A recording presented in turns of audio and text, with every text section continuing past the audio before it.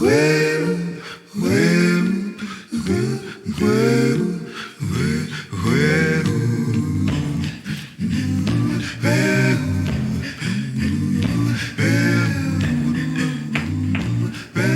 is an interview with Mr. Rallis Jones Jr. for the Birmingham Civil Rights Institute's Oral History Project.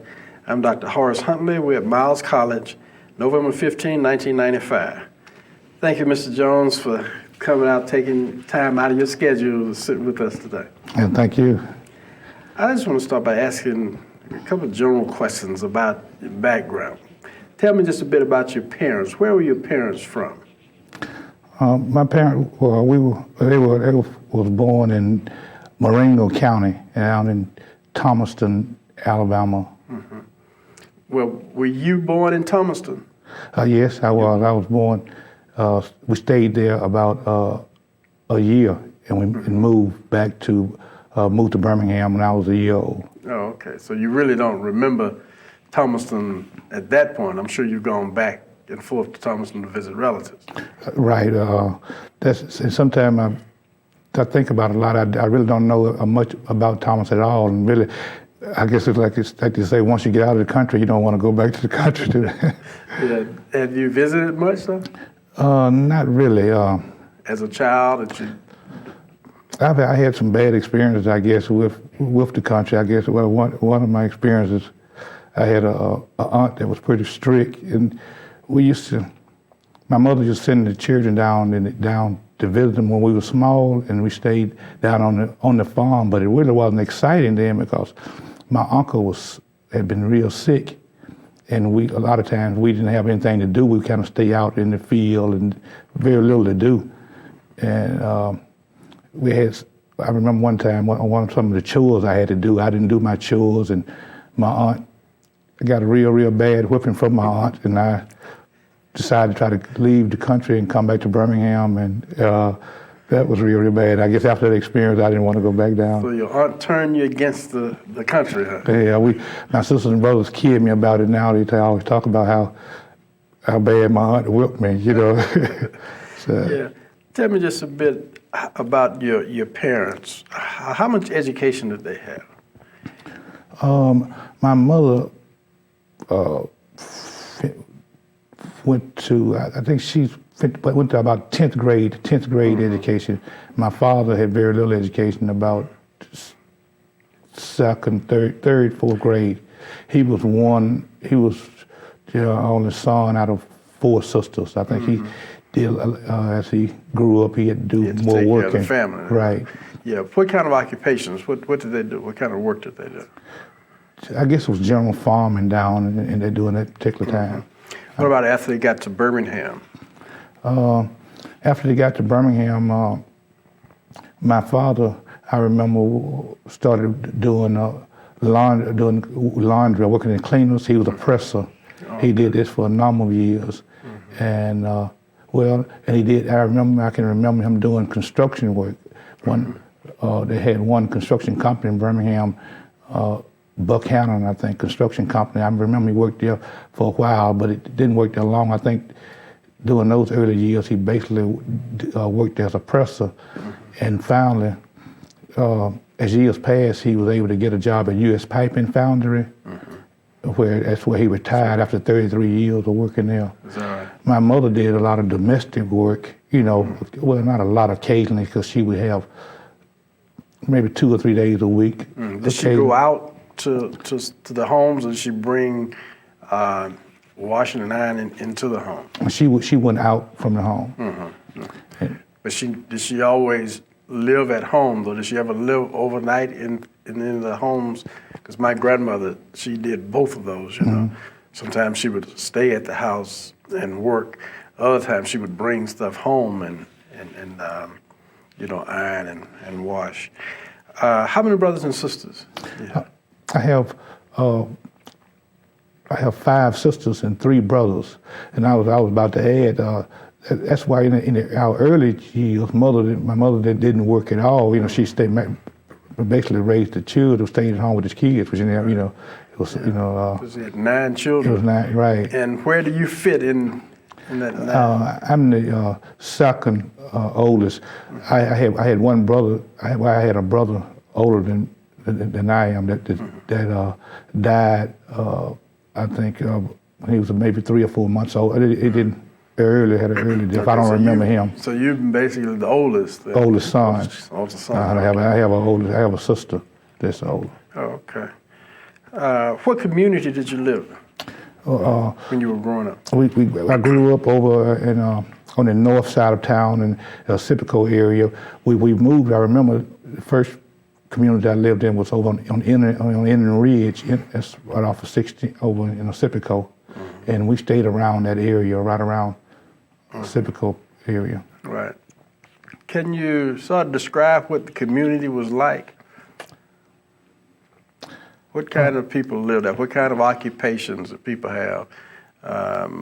What kind of recreation did you have as a child? Was it a black community, or were blacks and whites living together? Sort of describe what your community appeared to be like. It was a predominantly black community, and the recreation was limited. As I think about it now, but I guess during that time, I guess that's all we knew was what we were doing, playing marbles and stickball, basketball, the regular sports stuff that we did, any community things that we build ourselves and made. Making your own recreation. Making our own recreation, exactly. Was there a park, a city park in your community? And I can't remember one during that time. As I grew older, I can remember being about 12, 13, maybe 12, 13. We moved from on the Indian Ridge area up a little further in Sipico, in the same area. We moved closer to a Sipico pipe shop, and I remember now up in that area, they had a white community back up around 29th Street North in that area up there. And as kids, we had a big field. It was a nice kept field right across from Sipico pipe shop. We used to go up there sometime and play baseball, and some of the white kids would come out and play with us then. And that was my first experience with playing with white kids. But immediately, I realized the difference because when we played, we didn't have the type of equipment they had. Like they came out with, when we made our gloves with baseball out of socks and stuff like that, and these guys had real baseball gloves, and we played football. They had helmets and stuff, that we, just didn't know anything about. So I used to always wonder, why do they have this nice stuff, and we don't have this stuff? But we recognize the difference. What was your community's relationship to the Birmingham Police Department? It wasn't a real good relationship at all, because growing up as kids, we was taught to fear the police department. When we saw policemen come around, automatically, we want to run, but then that seemed like that's the way we were taught. Why do you think you were taught that? That the police was going to arrest you or do something, harass you, during the time. And a lot of times they would. If they see, even as kids, they would see us out. They would call us names, for some reason, want to know where are you going? And they use that N word a lot. And this is the way it was just like a natural language with them, And we have to, anytime they see us, boys, little kids walking around, we had to give them an explanation of where we were going and where we live and this type of stuff. So you didn't look at the police as being in the community to protect and serve that community? Oh, no.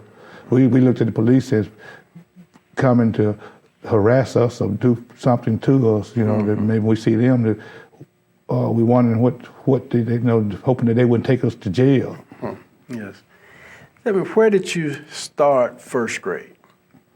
Oh, I started first grade at Lewis Elementary School, and that's out in the north side of Sipico. Okay. What do you remember about your experience in elementary school at Lewis? I remember having teachers that was sort of caring, teachers sort of a lot of disciplinarian was going on. I seemed like I remember, and as I think about it now, I had teachers that really seemed like they were really interested in your learning and were sort of really kind of concerned about you. I guess it's just regular, just kind of normal. Yeah. From Lewis School, then what school did you attend after you finished Lewis? Well, I stayed at Lewis until the 6th grade. Okay. And we moved, during that time, we moved from in the Sipico pipe shop area down on Finley Avenue. That's sort of west, in that area. And I went to, started Finley Avenue in the 6th grade. Were there any differences between Finley Avenue and Lewis School? The main difference was the size of it, but everything else was about the same. Finley was larger than Lewis? Finley was smaller. Smaller than Lewis. Right. Mm-hmm. And when you finished 8th grade, then you went to high school. What school did you attend? I attended Carver High School, because during this time Carver was a new high school, and I can't remember now exactly how. By living on Finley Avenue, it was just a few of us went to Carver, because most of the kids that lived in that area went to Parker High School. Right. But I think it maybe had something to do with the zoning. Even though we lived on Finley, it's a handful of us went to Carver. Because, matter of fact, my sister, I have an older sister, she was in the first graduating class of Carver. That's all right. How did you get to school? We had a special. The bus would come from down Finley Avenue and take us to North Birmingham, Collegeville, take us to school. Well, it would take you directly to the school. You didn't have to go downtown and transfer. No, that's right. We didn't have to transfer. The only thing we would just really do was just try to have those tokens, have bus fare. What stands out in your mind about Carver High School?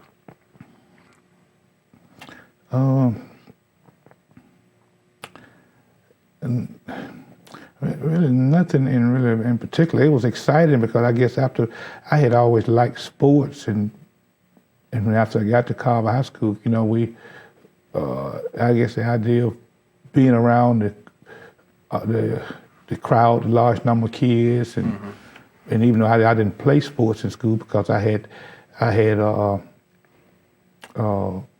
have some surgery that I didn't have until after high school that kept me from playing organized sports. But the excitement of all the crowd, the people, the new people we meeting, Well, you were at Carver High School during the height of the marches in 1963. That's right.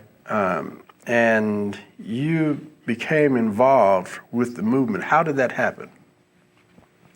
Well, during that time, the movement had gotten started, and we were, as kids, we had been seeing we're seeing demonstrations on TV and seeing the marches and all this stuff, everything on TV. And in this particular year, I think in 1963, some of the civil rights leaders came on the school. They weren't on the campus. They were across the street from the campus of the school, and they were out recruiting the students to come and join in on the demonstrations. Were the students inside the school? Were they outside of the school? How did they approach you? Since they didn't come on campus. Right. So how did you know that they were there? Was it during just a regular class period? No, it was during the recess period. So during that time, we had a first, second, and third recess period, and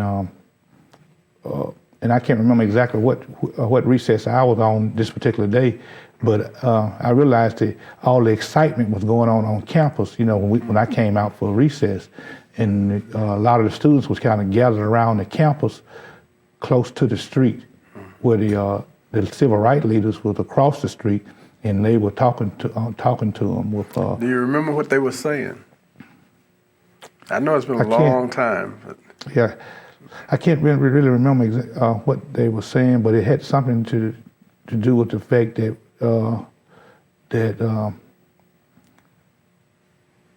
it was a time now that we could we needed to fight for our freedom. That it was time that we could be that we could make a difference in the way that we are being treated by. And they was sharing with us how we weren't being treated fair, and that was exciting for you as a young person, and I'm assuming for others as well. So being there at that particular time, but there were teachers outside at the same time. Did the teachers hear the same thing that you were hearing as a student? Exactly. Yeah, they were there. As a matter of fact, the teachers were telling us that if we chose to leave campus, that we couldn't come back on campus, and that that particular day, if you left campus, you couldn't come back that day. Is that what you were suggesting? And I'm not real sure, because I'm thinking. So sometimes I think about it now. I'm thinking that they were telling us that we couldn't come back to school at all. And it could have been they saying that we might be being expelled for that day. But for some reason, it seemed like they was telling us that if we left school, that we couldn't come back to school. That it would maybe been the end of our school term. Okay, so they were discouraging you from going. They were giving us our choices, I guess, and it could have been. I guess it was they really wasn't telling us to go or to stay, but they were telling us if the consequences if we left, we crossed the street, that we couldn't come back to school. Yeah, well, that sounds like it's discouraging though. If you're told that if you leave here, you can't come back, and you get the impression they're saying you can't come back to school at all, that sounds like they're discouraging. Were there any that encouraged you to participate? Not at all. None encouraged us, because it was a sort of a tough decision. We were all sitting there. We couldn't decide what to do, because the leaders was telling us to come, and the teachers was telling us if we crossed the street that we couldn't come back to school. So, and a lot of the students was telling, and then the kids among themselves, I remember them saying, "No, don't go across the street," and some saying, "Leah, let's go." So I think what finally happened, somebody took the initiative to go across the street, and once one person went across, then others followed. A bunch of us followed. Okay, and then what happened? We sort of got caught up with the singing and talking. Everybody was getting excited. By that time, once we had made our mind to go across, well, we didn't feel the school part anymore. That was sort of behind us now, because we had made that choice. So we didn't work, so now we know we are part of it now. So now I think the leaders were telling us that we was getting ready to go down to one of the meetings down, and apparently we ended up at 16th Street Baptist Church.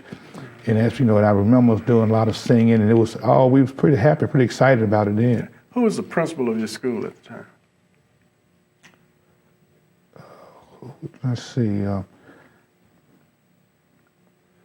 Was it Mr. Lowe? No, it was before Lowe. I remember the board advisor was Mr. Allen, and the coach was Mr. Webb, and I can't remember who's the principal. I should remember that. I can't remember. It'll come to you later on. Yes. So you left campus. Do you remember who the civil rights workers were that was there encouraging the students to leave? I didn't really know. I think at that particular time, I think Jesse Jackson maybe stood out in my mind. I think I might have recognized him from being on TV and everything during those times. He was one person, but later, you know, as I grew older and as time passed, I think it was Andrew Young was there. Because I remember these guys had on the 401 overalls, suits that. Like, so they were dressed for the occasion. Right, and it might have been Abraham Woods, and I'm thinking Fred Shuttlesworth might have been with the group. Like it was about 10 or 12 maybe these leaders, these men that were there. What would your estimate be in terms of the number of students that left campus that day?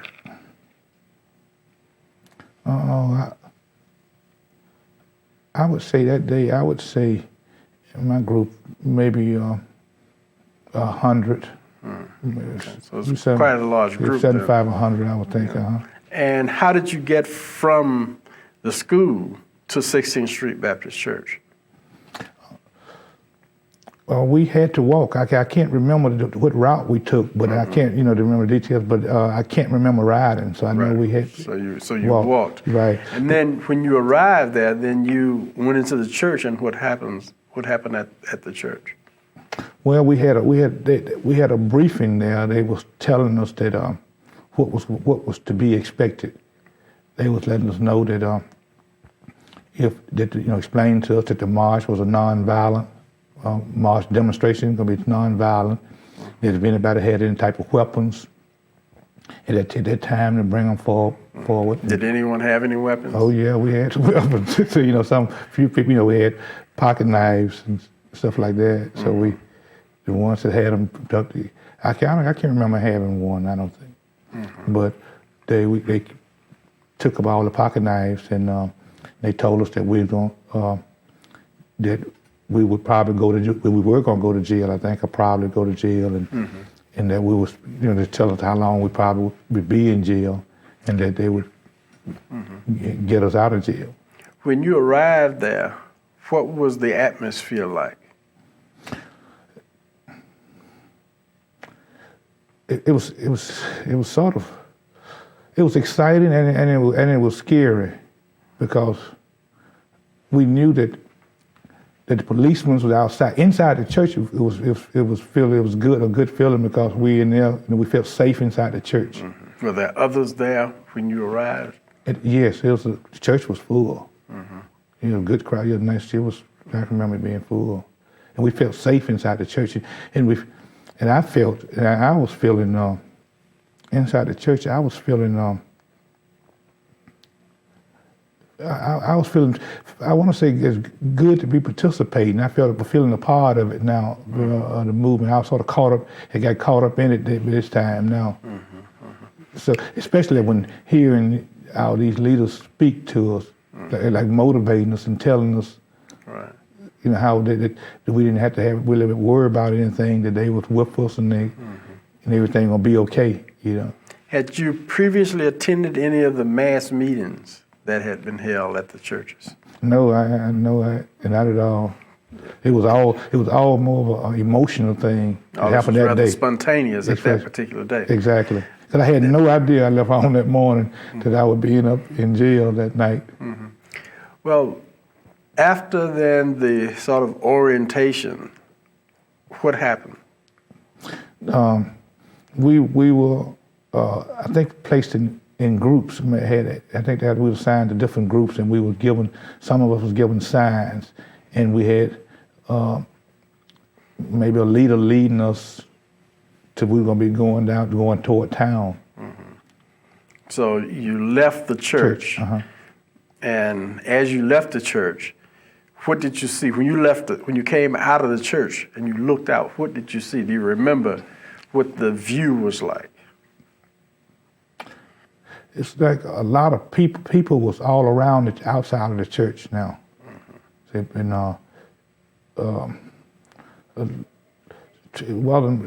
that's a lot of people now. Do you remember what your destination was? Where were you attempting to go? You were demonstrating, you were marching. Was your group assigned to go any particular place? I can't remember what I can remember if I would think that maybe our leader, the person that was leading us, probably knew which direction we was going. But I think we knew that we were going towards town, going up, like downtown. Yeah. Were you in the middle of the group as you marched down the street, or were you on the edge of the group? Do you remember that? I can remember our group being on the outside because I can remember myself maybe being on the outside because we were walking like maybe on down the sidewalk by the park, right across. Because matter of fact, we didn't get far before we was arrested. See, we didn't. Okay. After we left the church and started walking toward the park, the paddy wagons pulled up and the policemen were there. Okay. Well, tell me about the arrest. How did the arrest take place? Well, they had dogs, and I remember dogs and the batons. A lot of police come around and sort of put us in a herd, telling us that not to go any further, and that we were all arrested, and they was pulling in, I think maybe school buses and the paddy wagons. What did you get in? Were you in a paddy wagon or a school bus? I was in the paddy wagon. What was that experience like? Yeah, it was sort of scary. By this time now we were scared because we was witnessing as they was putting us in these paddy wagons and watching them put the other students in the buses. At some point they were using the batons. They were striking us. Were you ever struck? No, I wasn't struck. I was shoved on in because as we were getting in the paddy wagons and buses, they were just shoving us and kicking us, stuff like this. I can't remember being kicked, but I know I was shoved. Now, people were placed in the city jail, in the county jail, even at Fair Park. Where were you detained? I was in the city jail. On the south side? On the south side. How long did you remain there? I was about 5 days. Can you describe what that experience was like, being in jail? Yes, but by this time, I guess it was really scary because we didn't know what was going to happen next, even though we had been told that we were going to get out. See, by this time, after the first night, naturally we want to come get out of jail. Now we want to go home, and another night a day had passed, and we still there. So now we ready to go home, but it wasn't so bad because the jail was packed and everybody there was in the movement, so we had a lot of support there from each other because it wasn't like maybe like being in jail with criminals or something, it was just that we all in there for the same cause, and we all kind of wanted to go home, but we all got a chance to talk, and so it wasn't as bad as it could have been. Were any of your friends there with you that you knew from Carver?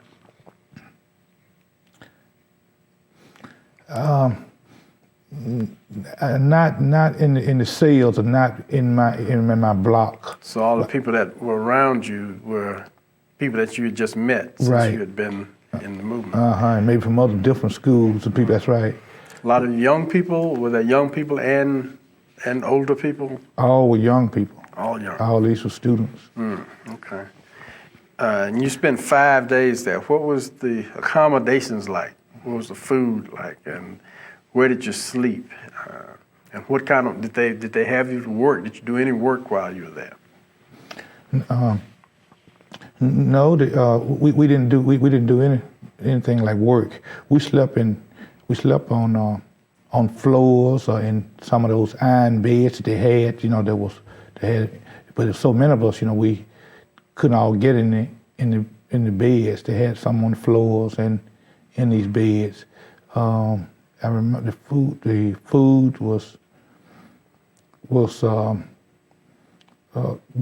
something to get us by. It wasn't anything that was hot. They didn't serve you filet mignon. No, I can remember something like maybe bologna and oatmeal or something that maybe resembled meat. I don't know maybe what it was, but I remember something like oatmeal, and maybe that's for breakfast. And I don't remember too much about the lunch and dinners, but I can't, I can't say that they let us. We weren't hungry. They had food there, but It wasn't home cooking. no. You were there for 5 days, and after 5 days, you were bailed out. Do you remember what the circumstances were of you getting out? Did your parents come to get you, or did someone from the movement come to get you?